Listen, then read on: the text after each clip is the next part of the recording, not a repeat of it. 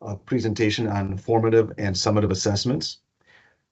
We're going to start off. You can see the screen here. We are in Blackboard. I'm at the BTC home, and we're going to do this presentation a little different. We are going to take the role of tour guide of our course, and we're going to walk you through the modules that we built that we would utilize if we were teaching within a Black Hawk Technical College. Faculty Resources 2.0 is a great place for you to get help without having to contact CETL support 24 hours a day.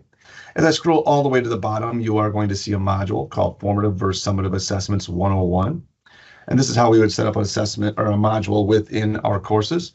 I'm going to click on it, that module, and open it. And we're going to see the entire module right in front of you from the beginning with an entry ticket all the way to the end with a summative.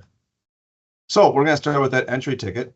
I'm going to click on that. What does that little F mean right there, Nick? That's a great question. So since we're talking about formative and summative assessments, for me as a teacher, I want to be very clear.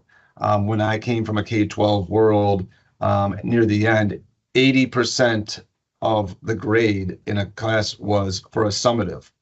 20% of the grade was for a formative. So I wanted to be very clear to students what was formative and what was summative. And therefore, I would put a lowercase f in front of assignments that had formatives. And then you'll see the example at the end here. I have, which I thought I corrected yesterday, a lowercase s there for a summative, something that we're going to be talking about as we go there. So let's just take a few moments, and I want you to open up that entry ticket. This is a good strategy for when students walk into the classroom, entry tickets. Entry tickets could be used also as exit tickets, but you just got done with a big lecture last week. They enter the classroom, and you could use an entry ticket to just bring back the knowledge that you had talked about. Ask them questions about what you had talked about the week before, and just get them back in the learning mode. But it also could be like, hey, what do you know? And in this example, I want you to go into that journal and just take 2 to 3 minutes here and answer those questions about what you know about formative versus summative assessments. Yep, this is an example, a great example of like a pre-assessment, right? And so especially when your students are coming from various backgrounds and might have different, just like we said, we have adjunct faculty, we have full-time faculty, and we have newer faculty, right? Between all those audiences that this video serves a purpose to, it might be just great reminders for some of our veteran full-time teachers, but for brand new faculty coming in, it's a great way to pre-assess what do you know about formative versus summative, and what don't you know? Where are the gaps, and what can you address given the results that you see on this?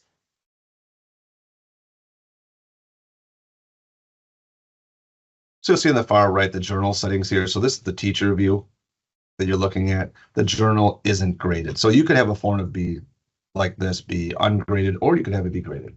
Let's move forward.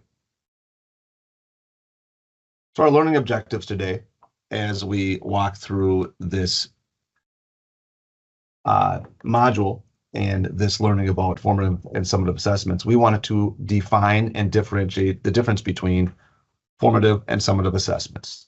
We want to explain the rationale and application of formative and summative assessments. And we want to then show how at BTC we identify tagged summative assessments in Blackboard. How'd you get that little paperclip icon and the little light bulb icon there? Yeah, so those of you that have been working in Blackboard already building courses, you're going to see this looks a little different. This little, I don't know, it helps it stand out. These are new tools that you can use within your documents in Blackboard. So if I go to edit content here, you can see that there's a new like little art studio area, and I can change what that looks like and make things stand out better. That's one of the things that was a complaint with Ultra for a while. There was no color. So this is a way to make things stand out. So you're going to see that today. We're actually doing a session, not this Friday, but next Friday within CETL on, let me see here. Rethinking your September 26th, called Rethinking Ultra Documents. So that's coming up. That's pretty neat. I like it. That is neat. What a good word for that. Moving down, I'm going to skip this lecture and video thing because we'll talk about that later. But let's talk now about the what about formative and summative assessments, and then we're going to watch a little video. The thing to know is that we're going to talk about what are they. So formative assessments are low stakes assessments that allow students to practice and take opportunities to practice what they've been learning in the class. And then as a student, they can look back at their results of their formative assessments and say, well, what else do I need to learn? How do I need to get better? At the same time, the instructor is going to take the results of that information and then consider, do I need to reteach this information? Are the students on pace to where they need to be to take the summative? The whole idea of a formative is to guide the student and prepare them, and also just allow the teacher, the instructor, to know where the students are. The whole goal is so that they can be successful in mastering whatever the summatives are, the big things that are happening in your class. The summatives are high stakes assessments that allow instructors to directly measure and gauge students' final mastery of knowledge and key skills. All right. Yeah, the summative also gives the student a good idea where they are in the class on the big projects. But this is very important stuff. Let's really quickly watch this video. All right, we'll try that one more time. Summative assessment is a type of assessment that measures student learning at the end of an instructional unit. These assessments are often high stakes, such as final exams, standardized tests, or end of unit projects, and are used to determine whether the educational goals of the course have been met. Summative assessment is juxtaposed to formative assessment. The primary difference lies in their purpose and timing. Formative assessment is conducted during the learning process and is aimed at monitoring student learning to provide ongoing feedback that can be used by instructors to improve their teaching and by students to improve their learning. In contrast, summative assessment occurs at the end of a learning period and is primarily used to evaluate a final grade. Let's explore three key features of summative assessment.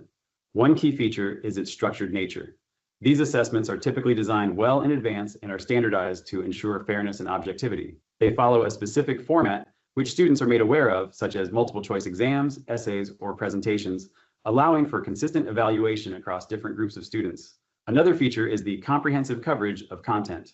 Summative assessments are comprehensive in scope, covering a wide range of material that the students have studied throughout the course or unit. This comprehensive evaluation helps educators determine the effectiveness of their teaching and the extent of student learning. The third feature is the focus on outcomes. Unlike formative assessments, which focus on the process of learning, summative assessments focus on the outcomes or the end results of the learning process. This makes them particularly useful for decision-making about student progression, such as moving to the next grade or graduating. Now let's move on to the benefits of summative assessment. One of the benefits is that it provides a clear, conclusive measure of student learning. It helps educators determine whether students have achieved the learning objectives of the course and are ready to move on to more advanced material. This can be crucial in educational settings that require mastery of certain key skills and knowledge before progression. Additionally, summative assessments can serve as a motivator for students. With a clear time and date for the summative exam, students have something to work toward. Furthermore, students will be able to compare their scores to their peers, inserting a degree of healthy competition. However, summative assessment also has limitations. One major limitation is the stress and anxiety it can induce in students, which may impair their ability to perform and truly reflect their understanding and abilities.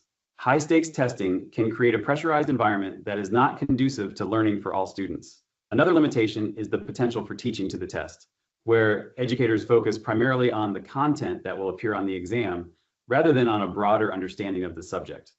This can narrow the curriculum and reduce the opportunity for creative, in-depth learning that fosters a deeper understanding and critical thinking skills. Now we've looked at summative assessment. Take a dive into formative assessment in the video on screen now, or you can read my detailed. So that one was a deep dive into summative assessments. You know, one of the things that we talked about in our last FQA Foundations, the whole topic was backwards design.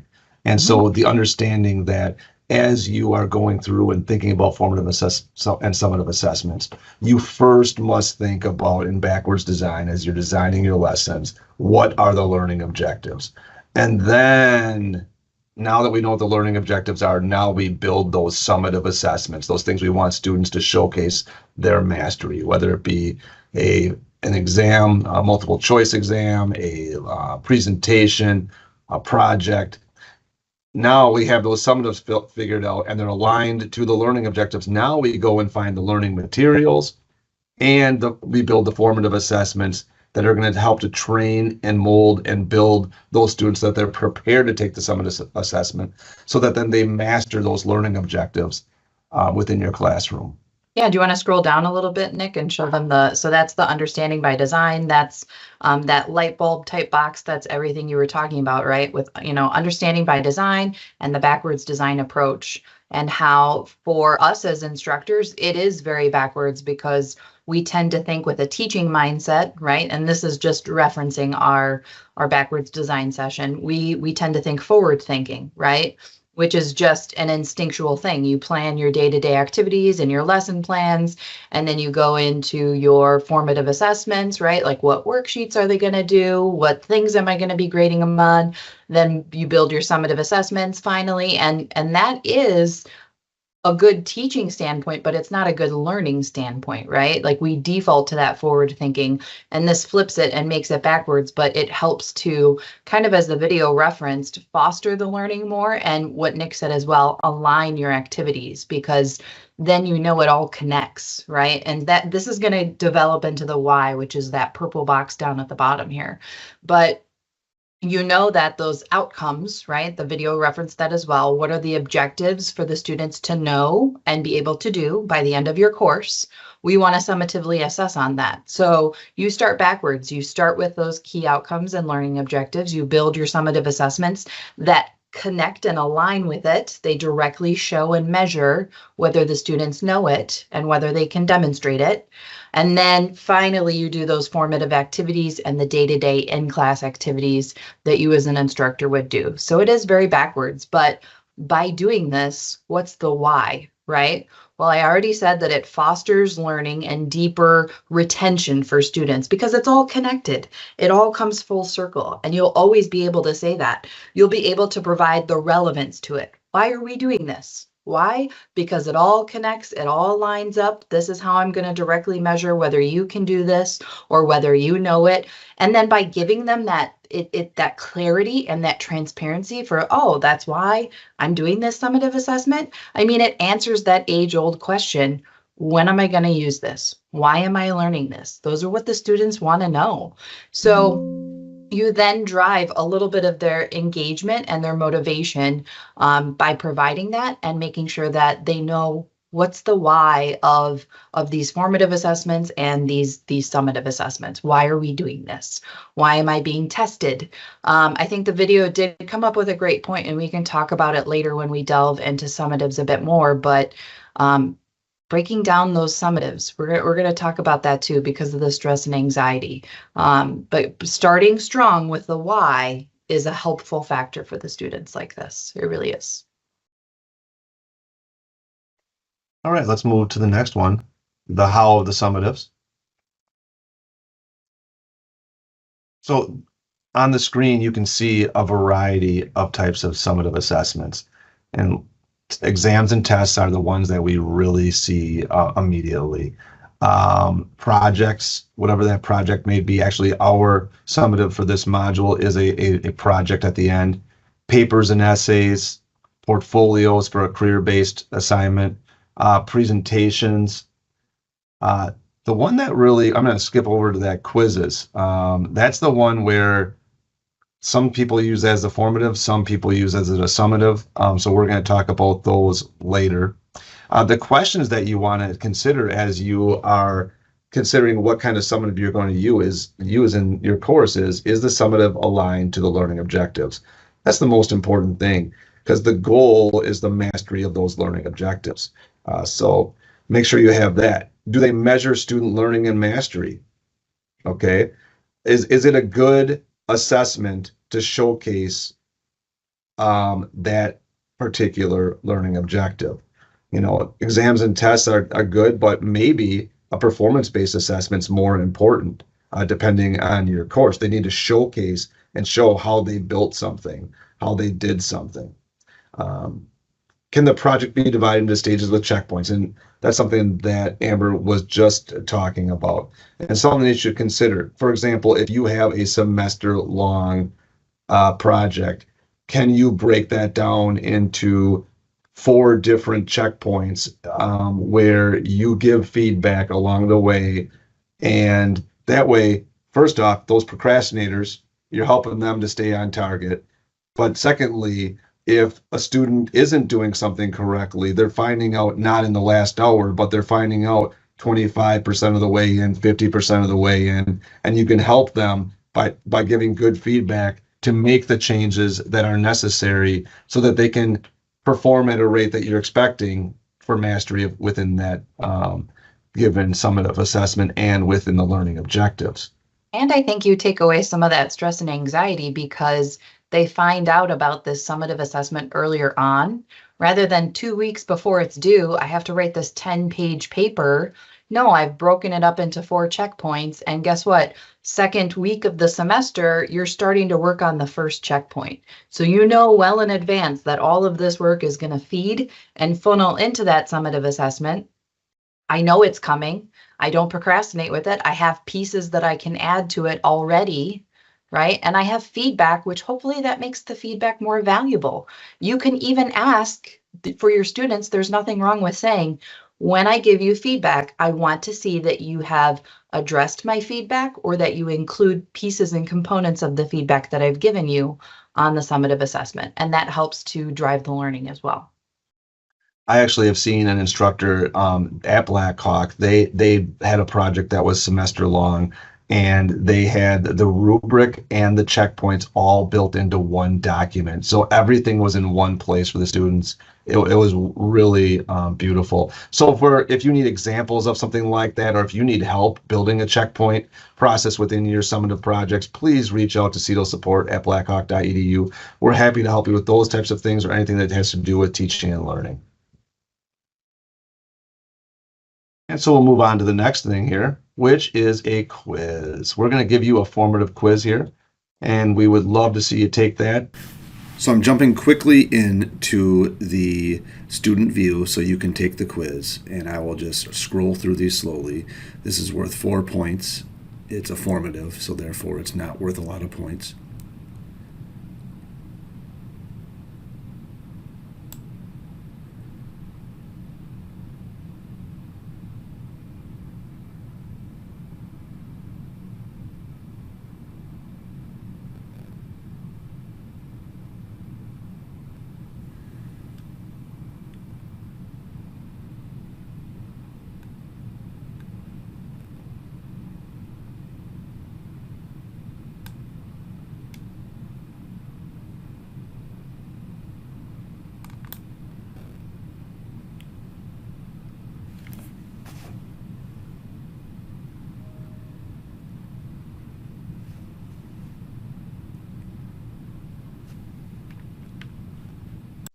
All right, now that you take that formative and summative assessment quiz, what we want you to see from that is, like, now you would, as an instructor, you would look at that data, you would figure out, okay, well, 50% of the class got this one wrong. I obviously need to explain that better, or I need better learning materials. As an institution, what we do is we actually, our full-time faculty, every May meet to look at data which is pulled from their courses with the next thing we're going to talk about, tagged summative assessments. So we're still focusing on summative assessments because they are so big, they are so huge, right? They're these higher stake assessments, often at the end of a course, where it's a make or break it assessment. And we want the data, just like Nick referenced, to show whether the students have grasped the concept and have the knowledge and can demonstrate it, or whether they don't, right?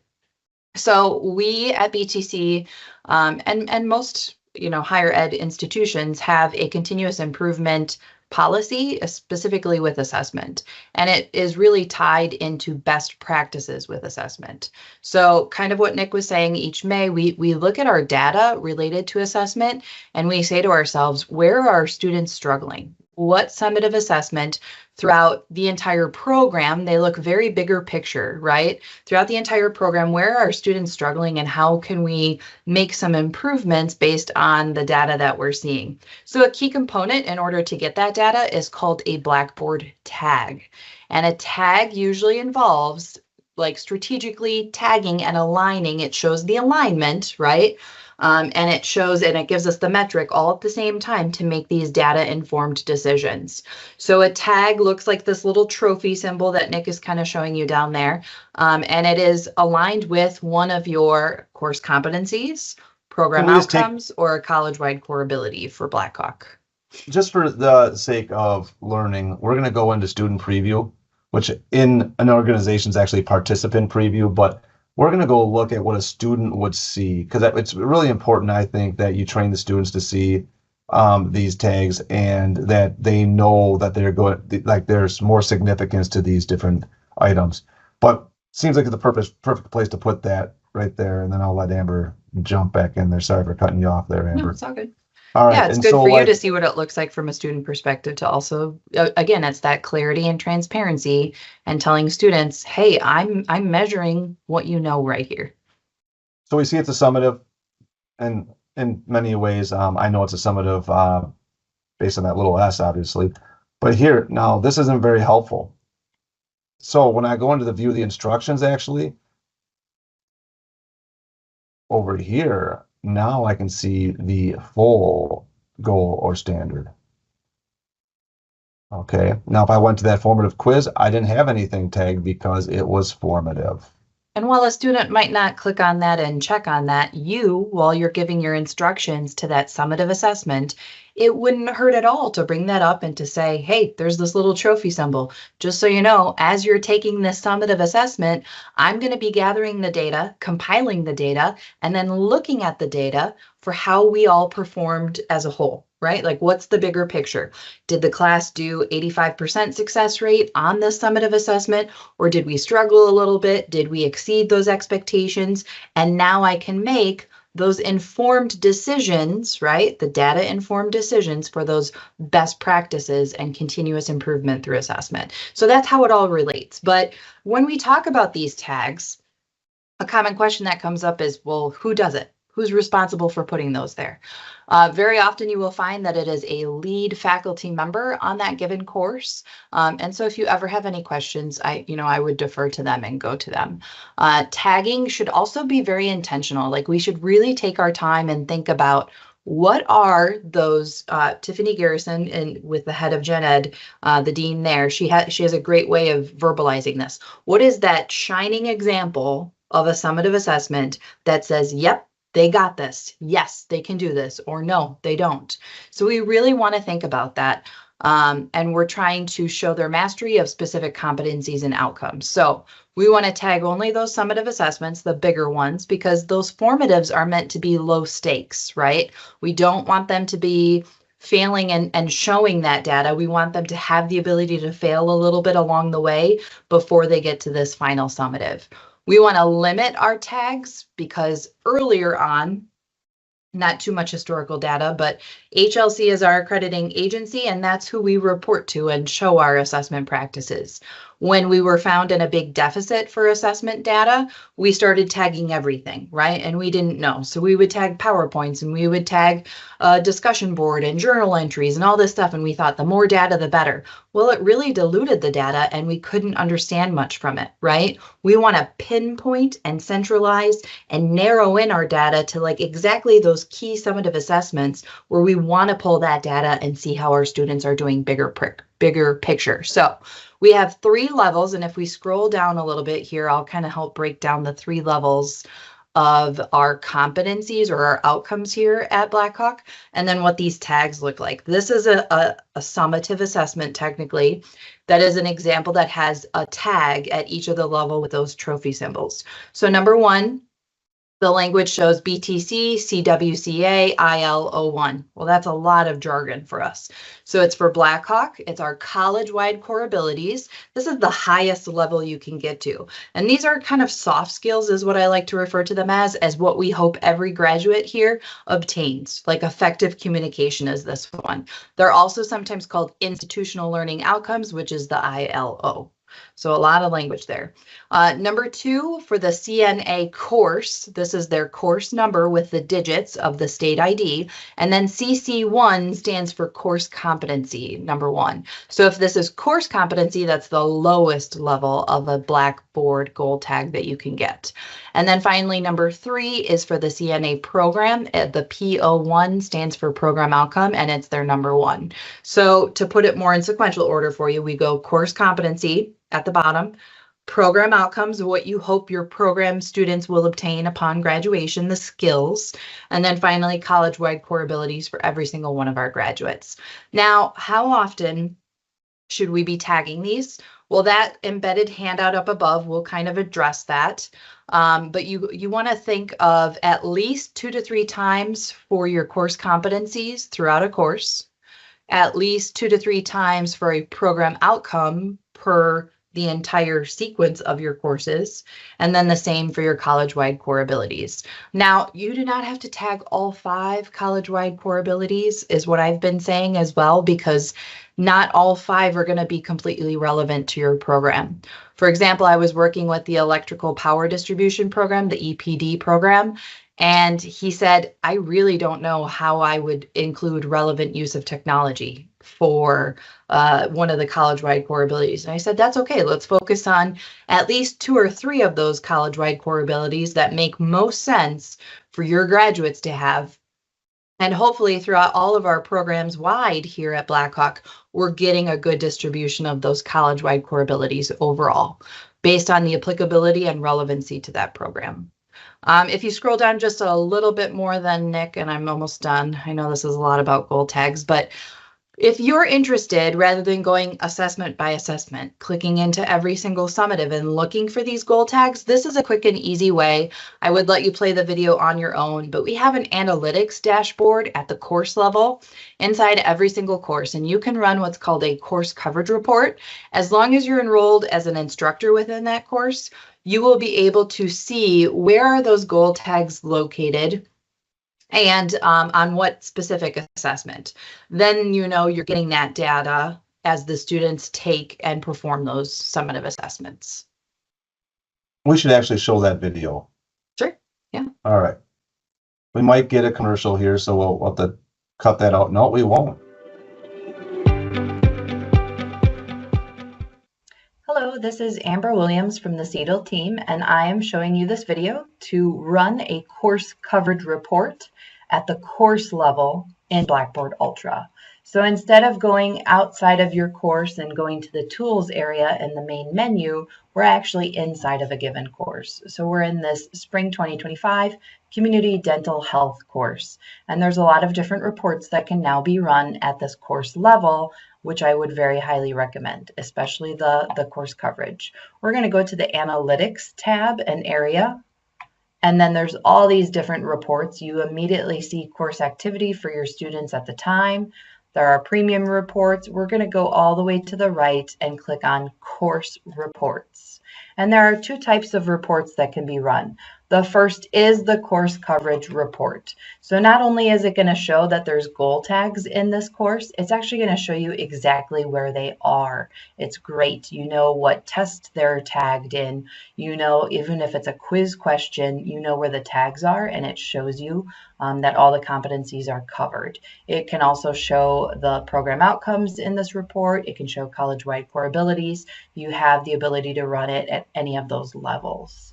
Then what's even more amazing, and this could be an additional follow-up after the fact, is when students actually take that given assessment, so the quiz where the tag is, you can see how they've performed on it.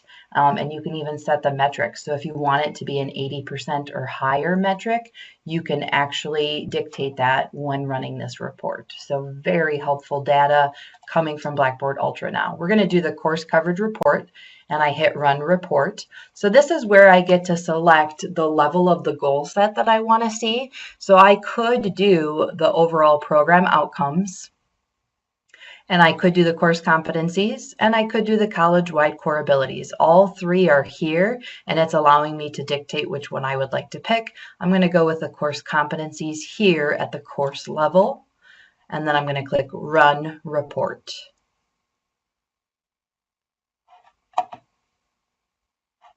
So here is what we're used to seeing with our course competencies and what's covered.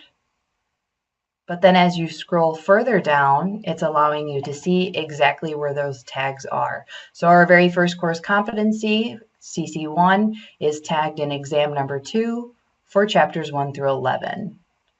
Course competency number 5, here's the tag, exam number 2, so on and so forth. So this data is very helpful. And this is one of the very first reports that you would then save to this desktop, save to your computer, and then make sure it's placed within your programmatic folders for assessment day.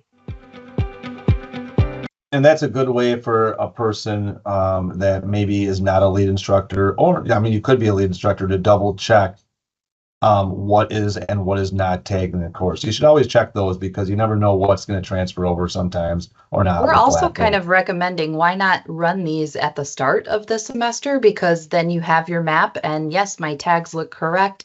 All of my course competencies are covered. And now I know that when students take that summative, I'm going to get the data I need on it. So yeah. So now we're going to talk more in depth about formative assessments. We spend a lot of time on summative assessments, but those formative assessments are so important because those are the things that are going to inform you as an instructor and the student, the progress that's being made. As an instructor, I'm looking at those types of small quizzes and I'm looking at the data and I'm saying, well, how can I do a better job of teaching? What am I missing? What kind of materials could I use? Is my formative strong? Like, the whole goal is those formatives help to prepare that student so they can be successful on the summative. And if they're not successful on the formative, well, we can probably consider that they're probably not going to be successful on the summative.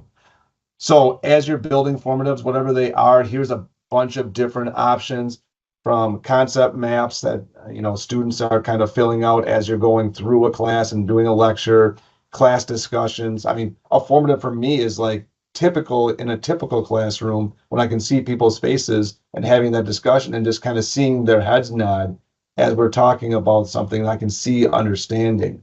It could be just typical different kinds of homework that are open-ended.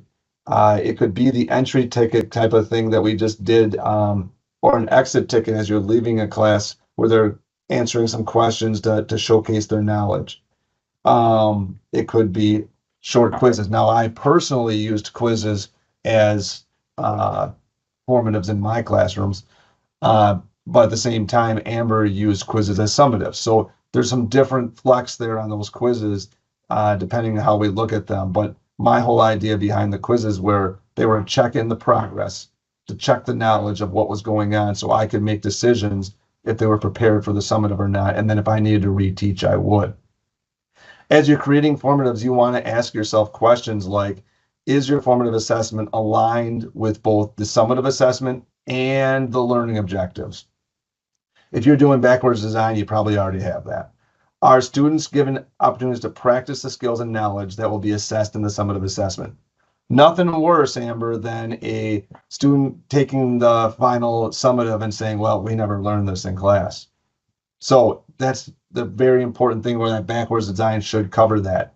The days of just doing assignments because they're fun, it'd be great if they were fun and engaging, but they also need to line up with the summative and the learning objectives. Does the activity help the student build the necessary skills and understanding to succeed in the summative assessment? Very important.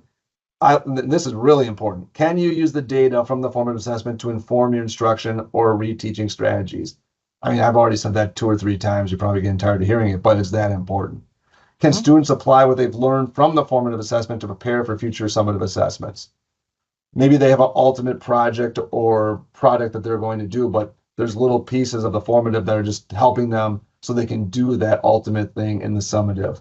Great. Here's another one.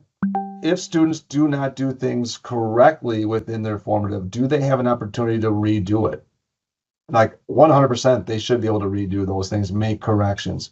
Especially if one student bombed it, right? Like you want to just tell them, let's redo it and let's correct our understanding. I've even personalized it and said, let's do 2 to 3 minutes of a reteaching opportunity moment. Come in and talk with me. We'll work together. We'll practice it maybe on a whiteboard together first.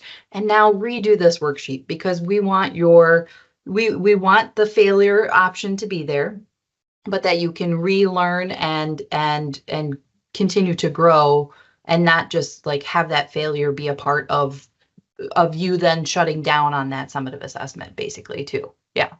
100%. I mean, just keep giving them opportunities so they can learn and grow and be prepared for that summative. If they don't get it the first time, let them fail forward. You know what I mean? Yep.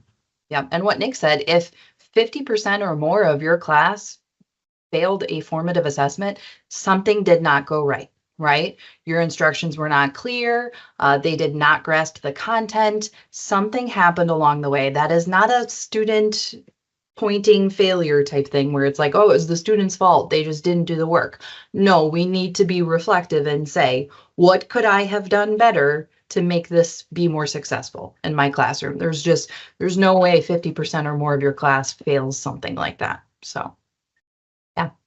So please contact CEDL if you need assistance with building formatives that align to the summatives that are engaging and help you to get the data that you need to do the best job you can to help your students improve their learning. That's the most important thing, is to improve student learning. That's like, I have that right on my monitor, so I look at it every day. That's my goal, to improve student learning from my position as an instructional designer. And for them to be successful. Yeah, that was always my primary goal. I would always voice to them constantly, I want you to succeed, right? You have to do the work. You have to meet me halfway, obviously, but I will do everything in my power for you to succeed. You do the other half, right? Like that was kind of my mantra with my students. I always wanted them to be successful. Absolutely. So Nick here has a really great video, which we're not going to play all of it because it's a webinar that's like a 45-minute to an hour-long webinar, but he's showing a really good example of, we've kind of started bigger picture, summative assessments, then we went down to formative assessments, and now he's kind of showing what could be a different type of instructional content, right? So these are like your day-to-day activities as you prep for students, and you wouldn't be grading them on this, you're showing them a video, right? Now, a video within your curriculum is great. We all as teachers have used it, right? You're providing a different voice, a different perspective, another subject matter expert. Maybe it's really relevant and like current in the field, like it just came out. And I would have this video that I would show my students. We would talk about Guatemala and their Easter traditions, which are very different from ours. And it was called Holy Week, Semana Santa. And they would develop these sawdust carpets all along the streets of Guatemala. And I would show this video in live time where like they sped it up really fast and they were making these sawdust carpets and videos. So it supplemented my teaching content, my instructional content, and it was great. So whatever type of instructional content you use, right? A lot of times here at Blackhawk, we have a flipped type environment as well. Our faculty, I've heard this many times, will say to students, you need to watch the video before class. You need to read chapter 5 before class. You need to read this article. You need to, whatever the case is, that's all instructional content, right? Where the students are physically kind of sitting and getting and taking in that brand new content and knowledge. And this is all great, but what we are really stressing and emphasizing is that you need to have, if you can, interactivity is fantastic, but some kind of follow-up activity to enforce that learning, to apply that learning, and to check for their understanding. That is kind of the key phrase here. Check for understanding. What are some of their immediate thoughts and understandings? What do they think they know? What have they learned based on this? And how am I checking that? How am I immediately gauging that? You want to take advantage of this opportunity because the earlier on you do this with students, the more you can address assumptions that are false or understandings that are incorrect. If they learned something wrong the first time and you correct it right away, you are ensuring that they won't do it 10 more times incorrectly before they take that summative assessment and then do it incorrectly there too. Additionally, we help to not maybe enforce, but ensure that our students are interacting and engaging with that instructional content. So what you'll see below here is there's a thing called a knowledge check in Blackboard. Could you do a little mini quiz after the fact? Could you ask them to respond to 5 open-ended questions as they read through the chapter? Could you ask them to write a journal entry for a reflection based on what they've read or what they've heard and seen? We want that check for understanding. Go ahead, Nick. Anything you want to add to this page? Well, yeah, and the other thing that I really want is I want some kind of whatever the formative thing that you're going to do, the reflection and retention are really important. Having those students reflect on the video. Don't just show a video to show a video. Show a video to that's going to be aimed at your learning objectives. That's going to be aimed at things that are going to be on and preparing for the summative. But then take time to reflect on it. And then as part of that reflection, those students are going to aim at retention. They want to retain that information so that they can utilize that as they move forward, not just for the summatives, but into their future worlds. It's multi-purpose. It allows them to process their thinking from what they've just read or heard, right? It allows them to apply that learning directly through you asking them to perform something. And then finally, just like Nick said, it reinforces the learning. Again, hopefully with all of the understandings being correct. And if they're not, you can immediately say, right, like, so if Nick shows this knowledge check below, which as he mentioned earlier in a previous conversation, it's not perfect. None of these are perfect, right? But this is a feature within Blackboard where if we're embedding this right below and even 10 of your students out of 30 take this knowledge check, you still have a good snapshot of where the knowledge is and where the knowledge is a gap, right? Where there's something that you need to address. So if I'm an instructor and I get here at 8 o'clock in the morning and my class is at 3 p.m., I can say to myself, okay, they really know question number 2. I don't have to talk about that. But the third question, I saw that only 75% of people got it. I'm going to take 2 to 3 minutes at the start of class today and say, hey, thank you for those of you who took this knowledge check. I appreciate it. That also motivates students to continue to do it. Now that I saw this, let's talk about it for a few minutes, and then let's go into our activities we have planned for today. You know, and this can be a hard task nowadays with the AI. And so a lot of these things, like if a student was doing these knowledge checks online, they're probably not very AI resistant. So finding ways that you can authentically check students' knowledge in a class that's not in person can be a little more difficult. And you'll look for some different topics that we're going to be having coming out of CETL over the next year or so, because there's going to be need for reconsidering your courses and how you are able to make sure you're getting the authentic type of assessment completed so that students are not just using AI to fly through your information, but they're actually taking time to reflect and retain information.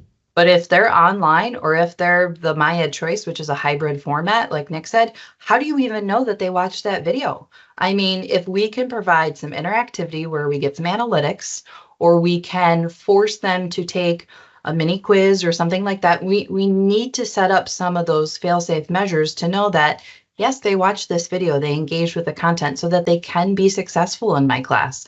Otherwise, if they didn't watch it, they're not going to know, right? 100%. All right, so the last thing we're going to do in here is look at the summative project that we have created. And what we did is, and you'll see the lowercase s up there to indicate the summative. What we did when we built this was we wanted to kind of model how we would build a summative, because it's very important according to the standards that we use for evaluating courses with Quality Matters. Standards 3 and 4 are really about how you're going to enhance the directions for different high value, high stake assessments that you have in your course.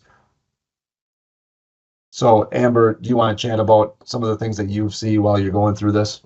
Yeah, hopefully. And I mean, we have it broken down into like some highlights that we would provide, but you want to start strong with a summative assessment, like we've kind of referenced.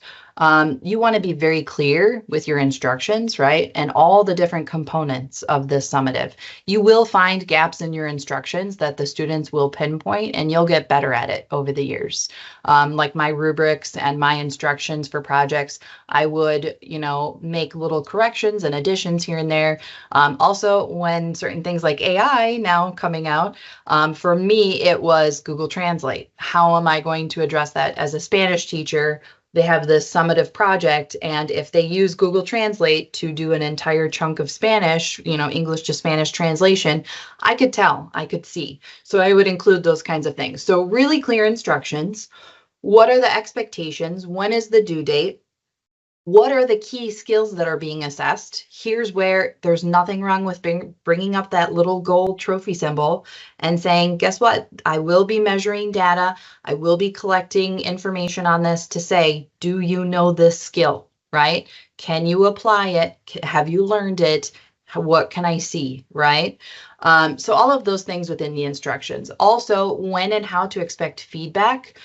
For students, they mostly care about that final grade, but hopefully, especially if you've done that checkpoint process along the way, they could have incorporated some of your feedback into that summative assessment. And then how are you going to give them that final feedback, right? Summatives can take a little bit longer for that. The formative work, the feedback should be more immediate, but this summative assessment, it can take a little bit longer.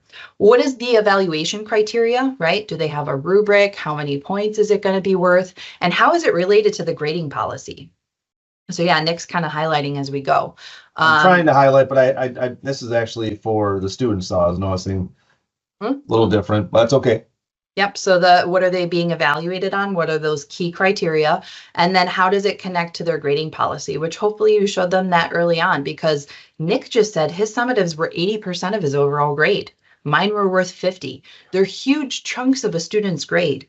So the more clear and transparent you can be of how they're going to be graded and how much it's going to be worth and impact their grade, the more it will help them understand what they need to do. Right? Yeah, and I like the grading policy to be kind of reviewed. Like I would have a grading policy document in my start here, but then I need to connect it throughout the semester. So a great place to connect it and remind students about the grading policy is within the summatives that occur. And you know what, just kind of say, hey, this is worth 100 of the 1,000 points that you have in this course. So keep in mind it's 10% of the grade. Yep. And then Nick also has the submission format. That's really nice. Are you looking for a video? Are you looking for a certain file type?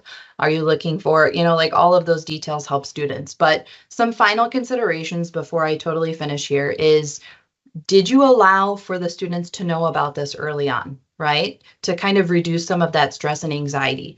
Did you allow them to work on it early on? Were they given some reminders? You can schedule announcements and reminders in Blackboard.